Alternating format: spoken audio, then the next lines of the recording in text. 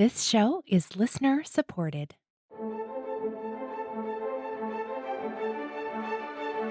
You're listening to Adoptees On, the podcast where adoptees discuss the adoption experience. I'm your host, Haley Radke, and this is a special episode in our Healing series where I interview therapists who are also adoptees themselves so they know from personal experience what it feels like to be an adoptee. Today, we are talking about a new, free online resource that is going to wow you. Let's listen in. I'm so pleased to welcome to Adoptees On Dr. Julie Lopez. Julie is a trauma-informed practitioner whose primary clinical specialty is working with trauma and PTSD. Welcome to the show, Julie. Thanks so much for having me. It's great to be here. I'm so excited to finally connect with you. I first heard about you because I saw a poster on Facebook that you and Kathy were doing a really special event for adoptees. And I was like, oh my goodness, here is another expert who is adopted and knows all about trauma and is working on healing. And then when I went a little further, I saw this amazing thing that you're building, the Resilient Brain Project, and I messaged you right away. I was like, I have to hear about this. So that's what I invited you on the show to talk about today. But because it's your first time, I would love it if you would share a little bit of your story with us. Sure.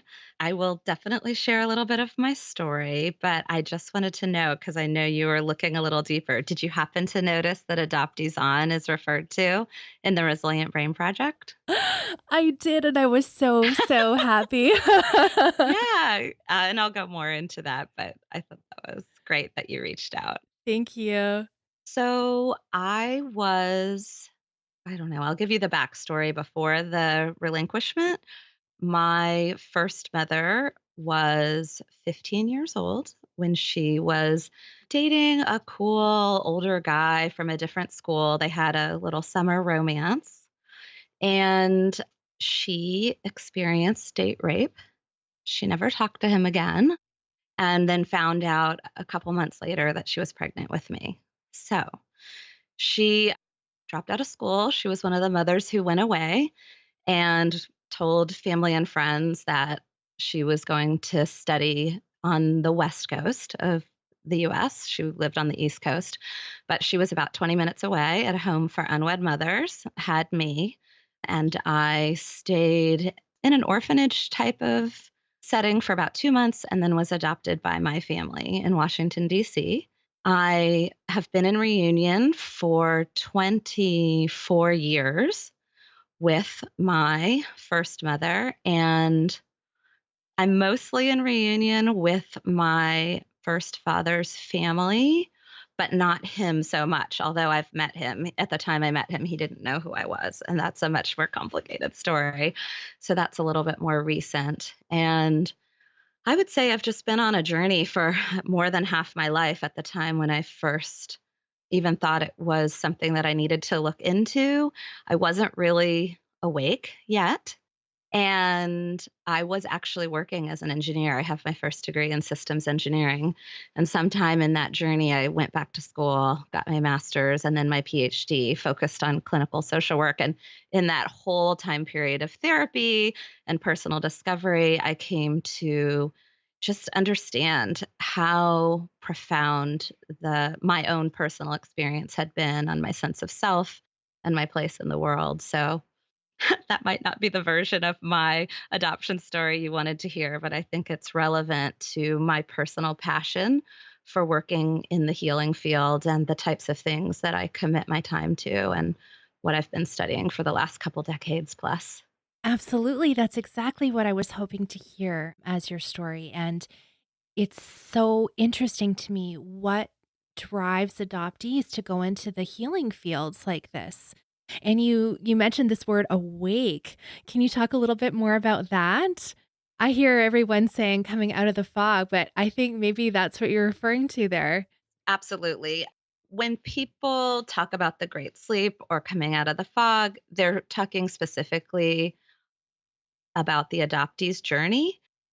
And I was referring to it on a bigger scale because a big part of how I coped with what I now know was my own relinquishment trauma was through performing. I got straight A's, I was the captain of the swim team, I did everything perfectly. And it was incredibly stressful and very unhealthy. And it was all based on the fear of being relinquished again, which was not a conscious thought in my mind. Well, it was a little conscious, but not very. And it definitely was not as clear as what I'm saying right now. And through that posture that I was carrying in my life, I went to engineering school. And because I was competitive, I graduated. I got a fantastic, quote unquote, fantastic job out of school. But it was not my path and it was not my passion. It was teachers and parents that pushed me in that direction. And I was very willing to comply out of that compulsion to perform. So when I say awake, it's awake on every level. Like, who am I? What's important to me? How do I feel? And that's really important, I think, to negotiating life and to negotiating relationships. And I think it's bigger than coming out of the fog of the dominant narrative around adoption in our country and all of those messages. So that's what I meant when I meant coming more awake. And it's a journey and it's a multifaceted journey, I think, that is bigger than just being the identity of being an adoptee and the experience of growing up adopted. Oh my goodness. There's a lot there, Well, right? we know all about that. We do. We really do. But I really want to devote our time to the Resilient Brain Project. Can you tell us, how did you come up with this idea? And just I really want to give listeners this resource. I really want to share this with them because it's free. It's amazing. Okay, okay. I'm going to let you talk about it. Okay. So I do have a center here in Washington, D.C. called the Viva Center, and I have an amazing group of people who are part of our operations team who make things run. We have a vision, we have a mission, and in one of our annual retreats, which was not last year, but the year before, we were talking about how can we really live our vision, which is to create a world that is ready to heal. And we looked at the different aspects of what it means to be ready to heal. And so a part of it is people that are fully empowered to understand about how our human systems works and that healing is possible, about reducing barriers to access around some of this information and hope, and destigmatizing mental health. And so it was out of discussions with these key players that are part of my center that we envisioned, you know, capitalizing on the accessibility of the internet and creating basically a pretty extensive and action oriented resource library that's free as long as people have the website address, which I'm happy to share. Yes. It's www.resilientbrainproject.com. And that's where it came from. And we just hope to, the person that we're really hoping to reach is the one who has tried everything that they think is available to them and that they're feeling broken or feeling hopeless or feeling like there's no way to change what's going on in their body or the lens through which they're seeing their life, and that person gets access to something that begins to empower them to recognizing that there's a whole big world out there around opportunities to heal. Well, one of the things that I kinda joke about often on the show is just how expensive therapy can be. And, it's like this ongoing joke, and yet it's really not funny because it can be a barrier for people to enter into the healing space if they think, "Well, I can't even afford that. It's just not, I don't have coverage." Whatever it is, this is like a stepping stone towards E that, right? Exactly. And our hope is that also some of the resources that people are directed to or some of the action tasks that they might see would help them to be able to mitigate some of the symptoms that they're feeling in the moment. There are definitely some very proactive resources around dealing with stress or anxiety that are here and now resources that you can literally look at, go through a checklist and see, does this impact the way my nervous system, you might not think of it that way, but what's going on? Can I exhale? Can I shift down so that my body is more relaxed? And our bodies are complicated. So every person does not experience change in the same ways. Someone who might be very oriented towards, trauma sensitive yoga, someone else may feel that another type of approach could be better for them. So I don't think it's a one size fit all when you think about the journey of healing something that's stored in the body.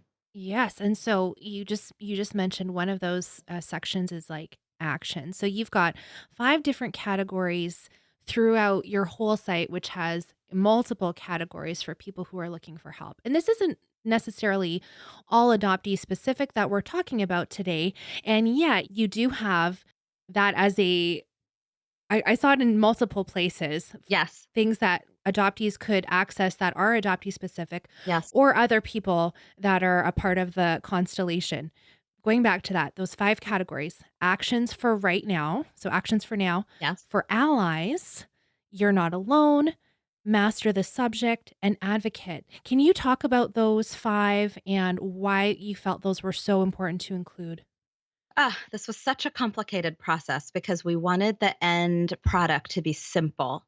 So every single section, and there are 12 different areas of mental health that we look at, has those 5 subcategories that you just mentioned. And the reason we picked those is because we were looking at the whole person in community and looking at what are the elements that would help get someone that much closer to feeling hopeful around their own experience. So, actions for now is here and now, tips, connections, apps, active things that people can do to shift their felt state, and they've already been pre-created. So it's just a matter of following steps or downloading an app. They're all accessible. And the thought was if someone feels a change or notices, wow, I didn't realize my body worked that way, or I didn't know this was something that I could do, it might inspire them more to think, wow, there might be a lot of other things that could help me shift and change. And there are people out there that know this stuff because they created it. So it's a bigger sense of hope for allies. Unfortunately, all too often, a helpful family member or friend or partner can say and do things, or even out of their own fear, insist on something and not understand the bigger picture. A great case example, because I do a lot of trauma work, is often when people self injure, cut their arms, do something, it's not at all about suicide, yet people get hospitalized, totally misdiagnosed with very pathologizing diagnoses that have nothing to do with the very normal and correlated act of self injury, which comes in many different forms. Suicide's another very good example. When someone's suicidal, oftentimes, or an eating disorder, actually, I could go on and on. There are so many times where a loved one means well and wants to help and says 100% the wrong thing.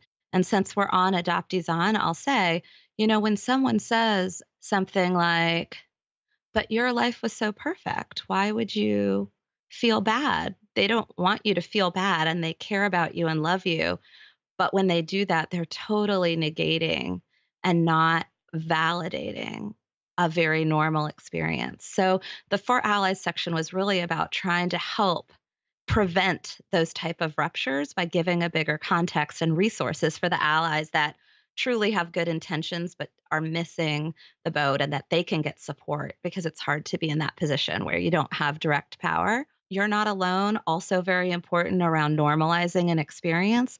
When people actually feel like, wow, I'm not the only one, or so and so's talking about something and it's my story, but I didn't tell them the story. So maybe my experience of it doesn't mean I'm broken or crazy or really out there. And we find that all the time in our adoptee communities where we hear someone else's story and they feel really alone, like no one's going to get it. And then I'm a member of a number of closed Facebook groups that are just for adoptees. And there are so many times where someone says exactly the right thing. And I feel that it's because there's a shared experience. And that alone is so incredibly powerful.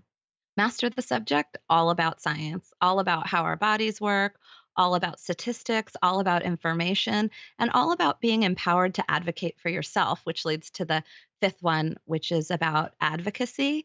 Because on the journey to healing anything, oftentimes when people get to the other side or they really feel more at peace, they want to advocate. They want to bring others along because they see themselves and the struggle they had, and they feel compelled as kind of the final step in really integrating experience to improve the lives of others. So these are bigger organizations that are usually poised to do that or to facilitate that and allow people a vehicle to get involved. So those are the five areas, and it's all free and it's all there. Okay, so you said 12 areas of mental health. So you've got this whole all of these different ones. And can you oh, look, you have a list ready to go. It's just our little So postcard. you can do you wanna just give us a couple of those and then talk to adoptees specifically? Yes. What are the things that we can be going there and looking and finding for resources for ourselves in any of those 5 categories that you were talking about? So, specifically for adoptees, I'm going to start there. You would look in the section under trauma and PTSD, and it's listed as relinquishment trauma. And there's a subsection under each of those five categories. So you'll see very specific resources there. And this is just a little bit about my journey as a clinician, and as I was an adjunct professor for 10 years in a master's program for social work. And I always integrated my own knowledge and understanding and identity as an adoptee and as a trauma practitioner. So because the course I taught was a fall to spring sequence, I just wrapped it in because I think that's a part of normalizing an experience.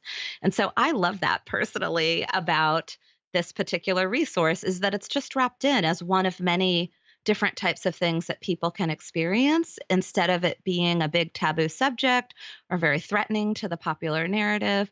And so that's where you would find the resources that are adoptee centric and adoptee specific.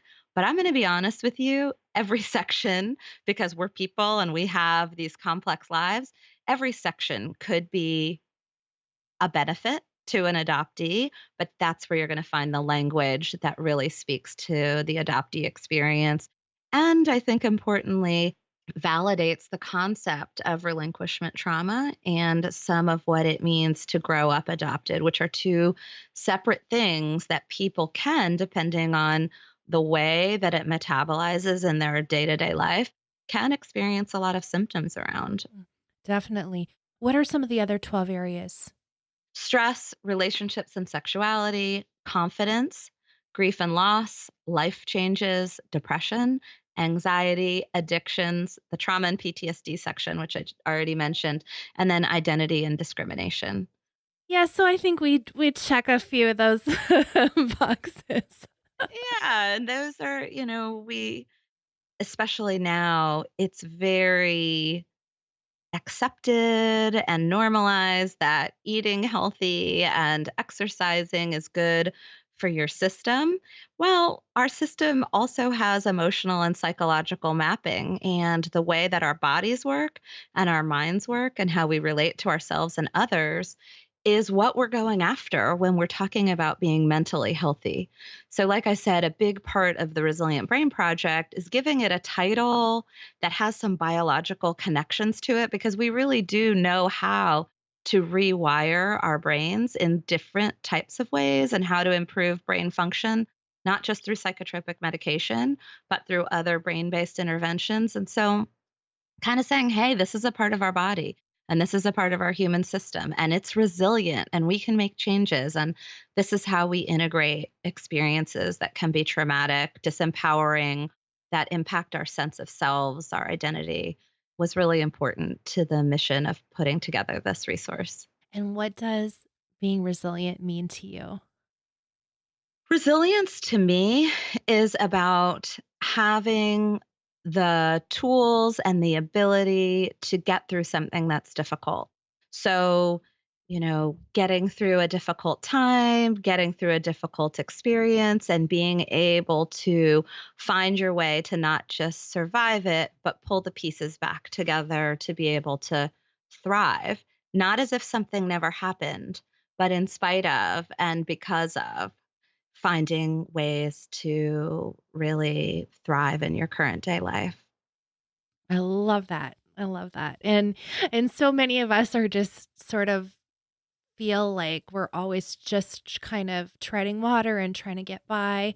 And so this whole idea that we can heal our brains and heal our systems, taking these small steps towards that is just, I mean, I just get this big sense of freedom when I think about that. That's awesome. I love it. And I will say, because you said something and you said it was part of what compelled you to reach out about the Resilient Brain Project, it is free and it's completely accessible. But I will say some of the more advanced therapeutic approaches that we have now are expensive. They're expensive to be trained in. Some of the equipment is very expensive and it's an investment.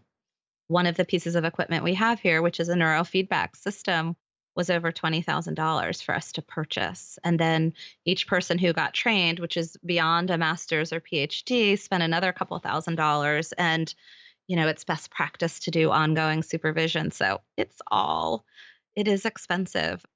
I worked at the DC Rape Crisis Center back in the 90s and it's a nonprofit. All the services are free. We got grants and foundation money to cover what we were doing.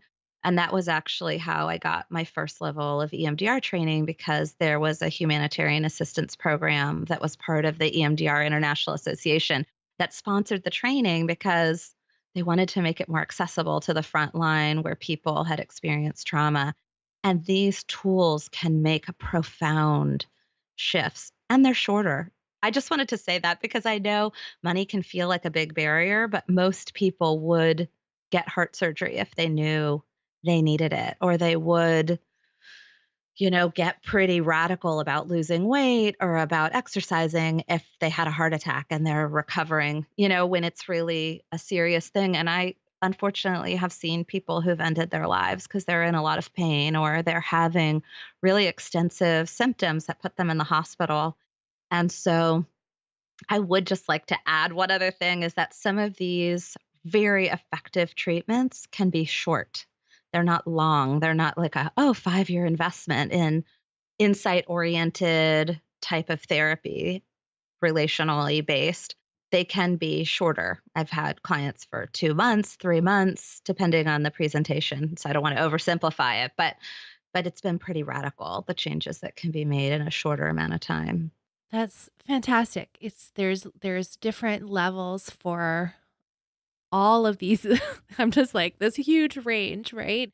You can go on the website if you're just like feeling really stressed out. You can find an action right now that's going to take you back to like a more mindful state. Exactly. And then we can also think, okay, I really just want to really address this head on, and I'm going to go and get neurofeedback or EMDR, brain spotting, something like that, and like really address the problem. This is just a huge range. And I think you mentioned earlier, we just want to have accessibility and also kind of normalize that Mhm. mental health care is just one other facet of being a human.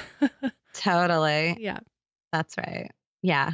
And, one of the things that was kind of fun was when we were first developing and selecting some of the materials for the Resilient Brain Project is I would just try it out with my family and close friends. I'd say, "What do you think of this resource?" Or I would say, "Hey, if you're stressed out, can you try this out?" And so we got real live feedback and it was great because part of what we're also trying to do is share information so that people might be able to use what we have there, which is more cookie cutter than a custom tailored individual kind of therapy treatment, but it might do the trick and it might be enough. And then it goes in the toolbox and it can be used. We were really trying to add in the types of things that we also share in the more expensive individual therapy sessions where someone could just apply it to themselves. I will say this about adoptees and about relinquishment trauma is it's much of it, especially if someone was relinquished as a baby, or if some of the pieces around being in different with different primary care providers, maybe a number of them, foster care, and then is that the mapping in our brains around how the world works is not stored in our explicit memory system, it's in our implicit memory. So the sensations and the feelings and the behaviors are coming out of a space that we don't have any conscious memory of. And so, although the cookie cutter approach, which is what the Resilient Brain Project is, it's like a plug and chug. There's no one looking at you and saying, hey, this is going to be helpful for you. You're saying, oh, I need this and let me pull this out. Kind of like if you have a workout tape and you put it in and it's just one size fits all, is that one of the challenges of having trauma that's stored in implicit memory is that while we might see the symptoms, it's very hard to see what the mapping is without professional help.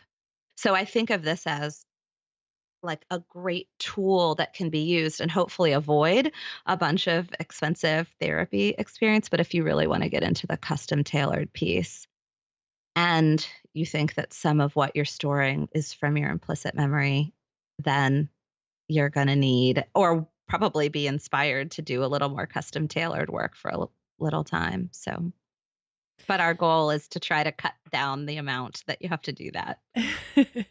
Thank you, Julie. That was a really great overview of your site and a lot of little insights here and there in our conversation. How can we connect with you online and how can we find the Resilient Brain Project? Do you want to give us that website address again? Yes. So the Resilient Brain Project is www.resilientbrainproject.com. If you want to see some of the work that we're doing in DC, the center's address is www.viva partnership.com. Wonderful. Thank you so much.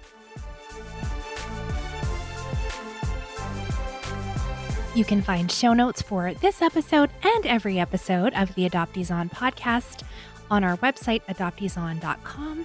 And there you can also find links to our social media profiles. We're on Facebook, Twitter, and Instagram. You can find a spot to subscribe to the monthly newsletter. And also, there is a spot there where you can support the show. And I want to say a big thank you to all of the people who have generously partnered with me on a monthly basis so that I can keep providing content like this for you for free as well. So thank you so much to my generous Patreon supporters. I couldn't do this without you. Thank you for listening. Let's talk again next Friday.